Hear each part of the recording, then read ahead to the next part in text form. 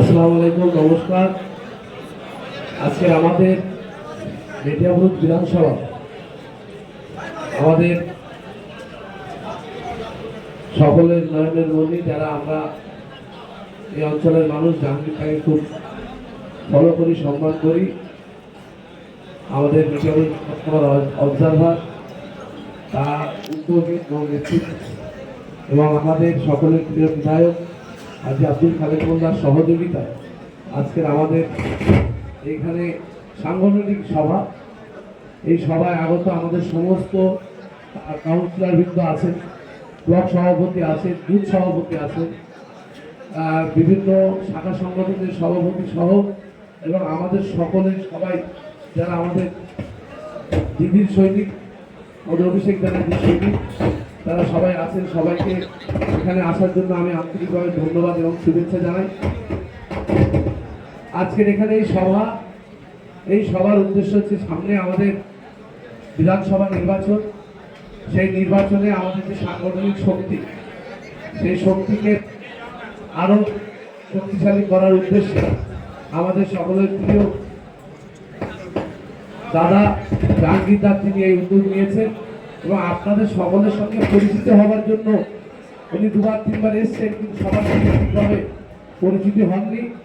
তাই আপনাদের ডাক দিয়েছেন যে আপনাদের সঙ্গে উনি নিজের মনের যে সমস্ত কথা ভাব ভালোবাসে সেগুলো আপনাদের সঙ্গে ব্যক্ত করবেন।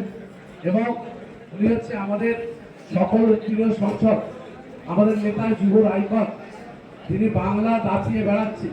শুধু বাংলা নয়, ভারতবর্ষের বিজেপির বিরুদ্ধে যে একটা ত্রাস, সে অভিষেক বন্দ্যোপাধ্যায়ের স্নেহধন্য, তিনি তাকে আমাদের এখানে পাঠিয়েছে যাতে আপনাদের সঙ্গে কুশল বিনিময় করে এই বিধানসভার যে সমস্ত কাজ আছে সেগুলো আপনাদের কাছে পৌঁছে দেবে। অনেক বক্তা আছে, আমরা দীর্ঘ বক্তব্য শুনি, কিন্তু সব থেকে যেটা হচ্ছে তাদের ভর দিয়ে আজকে আমরা এইখানে বসে আছি। আজকে আমরা কাউন্সিলর হয়েছে, কেউ হয়েছে, সবকিছু কিন্তু শুধু আপনাদের জন্যই হয়।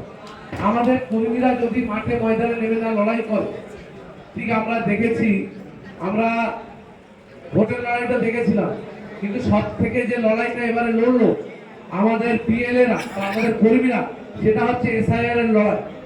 এবং এই লড়াই নির্দেশ দিয়েছিলেন আমাদের সংসদ অভিষেক বন্দ্যোপাধ্যায়। এই এসআইআর লড়াই বিজেপি চেয়েছিল সংখ্যালঘু এলাকায় যাতে সমস্ত নাম এমন ভাবে ওঠে বা বাদ যায় যাতে এখানকার মানুষ বিভ্রান্তি সৃষ্টি হয়। কিন্তু আপনারা যেভাবে ওদের যে বল, সেই বল ব্যাট মেরে এমন ছক্কা মেরে উড়িয়ে দিয়েছে, এখানে কিন্তু খুব একটা আমাদের ক্ষতি হয়নি।